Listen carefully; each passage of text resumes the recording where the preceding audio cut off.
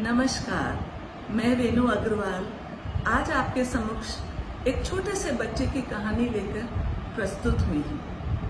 मेरी आप सब से ये रिक्वेस्ट है कि इस कहानी को सुनिए और इसकी प्रतिक्रिया को कमेंट्स के रूप में हमसे शेयर जरूर करिएगा।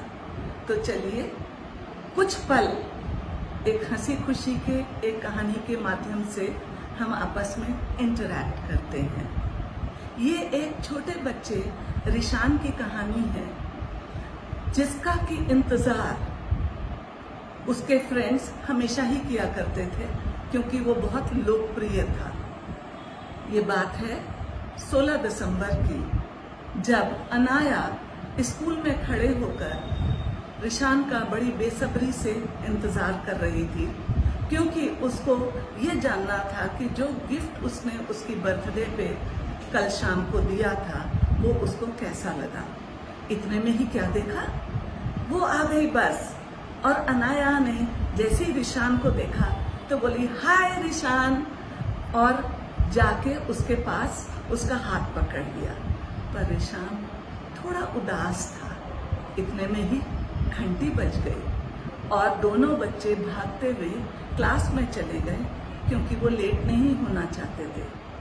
वहाँ टीचर, जो कि संध्या मैडम थी, वो बैठी हुई थी और उन्होंने बच्चों को बड़े प्यार से बिठाया।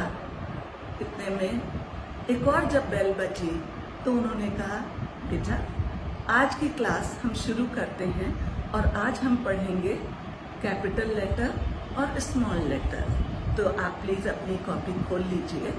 और बच्चों को ये बोला कि जैसे मैं ब्लैक बोर्ड पे लिख रही हूँ वैसे आप भी उसको कॉपी करें।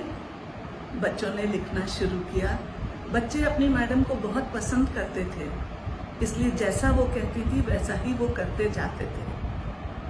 खैर, मैडम ने भी देखा सब अच्छे से लिख रहे हैं, पर रिशान थोड़ा सा उदास था। उन्होंने जानना भी चाहा और उन्होंने बोला, रिशान मैं हेल्प कर दूं तुमको लिखने में। रिशान ने कहा नहीं, मैं खुद लिखूंगा। फिर भी उनको उसकी मनस्थिति थोड़ी डाउन लगी तो उन्होंने उसका हाथ पकड़ के उसको लिखना सिखाया, पर रिशान उदास ही रहा।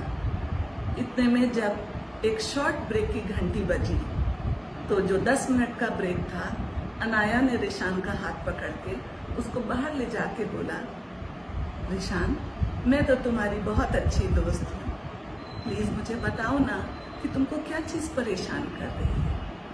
तो रिशान ने ये बोला, अनाया मेरा कल 4th बर्थडे था, मैं बड़ा हो गया हूँ, मैं अपने से खाना खा सकता हूँ, मैं सब कुछ कर सकता हूँ, पर मम्मी को तो भरोसा नहीं।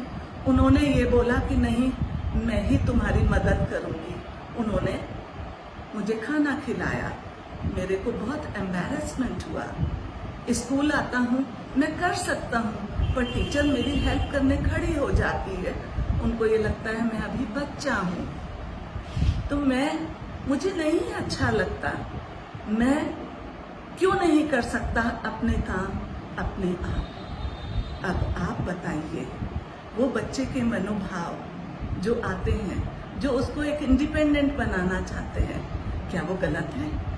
और क्या हम घर में और टीचर स्कूल में यही काम नहीं करते हैं?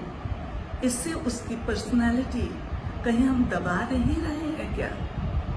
तो इन सब टेक्निकल पॉइंट्स को डिस्कस करने और नई नई मेथोडोलॉजी से टीचर्स को बच्चों को हैंडल करने के तरीके बताने के लिए हम आपके पास आए हैं एक्सेल इंस्टीट्यूट के थ्रू। तो कृपया अपने कमेंट्स हमसे ज़रूर शेयर करें। धन्यवाद। Have a good day.